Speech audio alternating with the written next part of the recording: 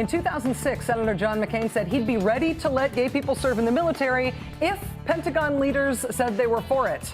Well, they're for it. So, of course, John McCain today was angrily still dead set against it. More on that next. You may know that the person we just had as a guest on this show, Chris Matthews here at MSNBC, does a hardball college tour. Right before the midterm elections in 2006, Chris had Senator John McCain on the college tour with him in Iowa. They took questions from the crowd. Our military needs as many fine young men and women as it can get. Yes. So why do we still have a policy that discriminates on the basis of declared sexual orientation?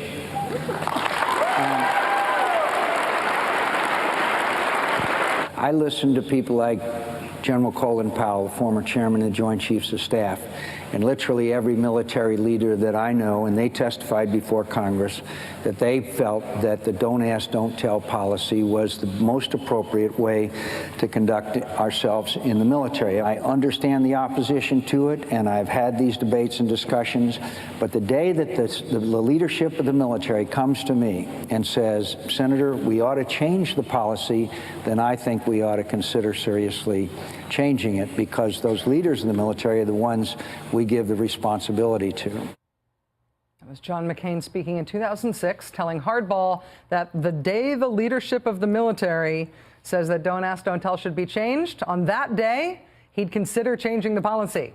That day was today.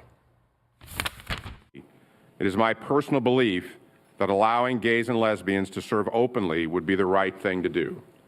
No matter how I look at this issue, I cannot escape being troubled by the fact that we have in place a policy which forces young men and women to lie about who they are in order to defend their fellow citizens. For me, personally, it comes down to integrity. Theirs as individuals and ours as an institution. During the State of the Union address, the President announced he will work with Congress this year to repeal the law known as Don't Ask, Don't Tell. He subsequently directed the Department of Defense to begin the preparations necessary for a repeal of the current law and policy. I fully support the President's decision.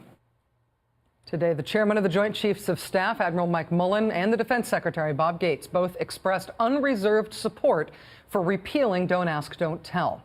And even though John McCain is on record saying that's what he would need to hear to be able to consider changing the policy, that isn't how John McCain reacted at today's hearing at all.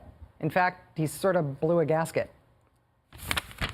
I'm deeply disappointed in your statement, Secretary Gates. Your statement, obvious, is one which is clearly biased, without the view of Congress being taken into consideration. You are embarking on saying it's not whether the military prepares to make the change, but how we best prepare for it, without ever hearing from members of Congress.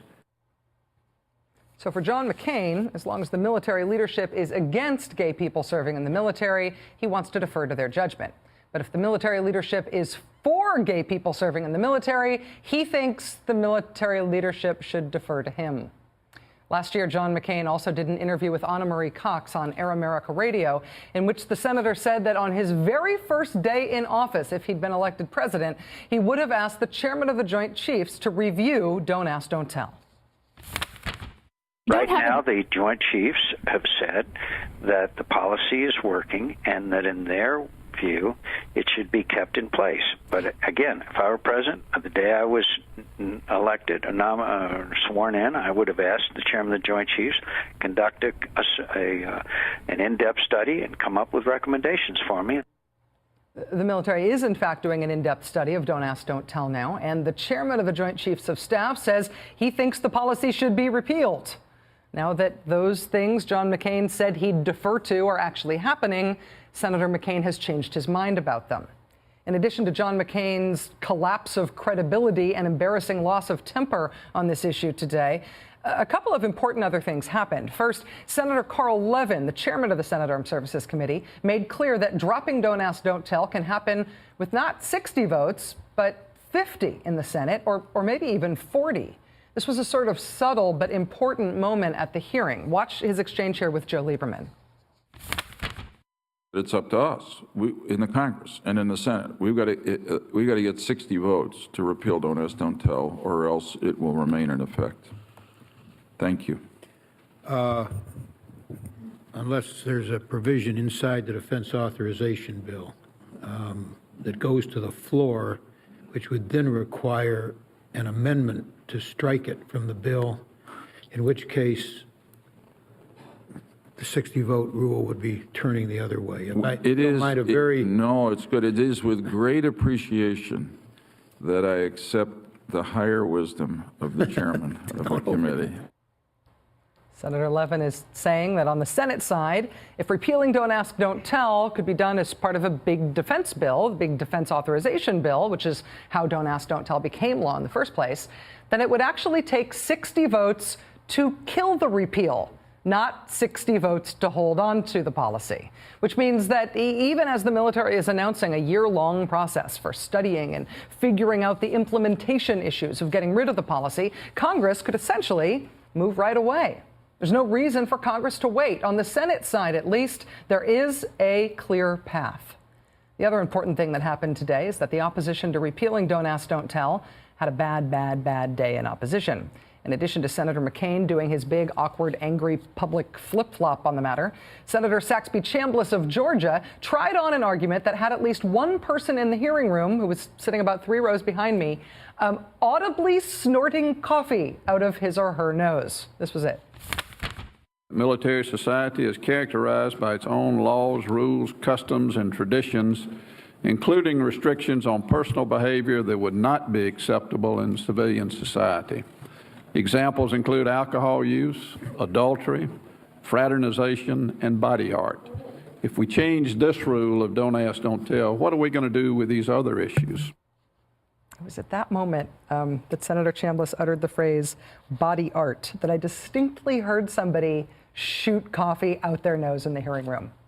Saxby Chambliss, our nation's watchdog over whether more civil rights will inexorably lead to more tattoos.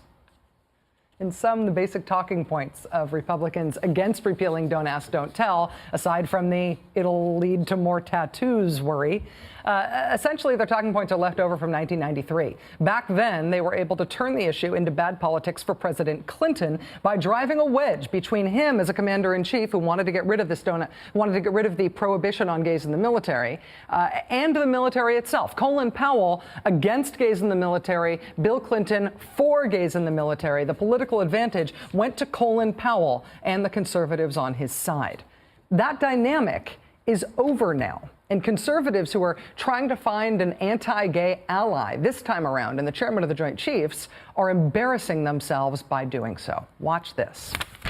It does go to, again, sort of a fundamental principle with me, which is everybody counts. And part of the struggle back to the institutional integrity aspect of this. Well, I know. I appreciate your view. And putting individuals in a position that every single day they wonder whether today is going to be the day, and devaluing them in that regard just as inconsistent with us as an institution. I have served with homosexuals since 1968. Senator McCain spoke to that in his statement.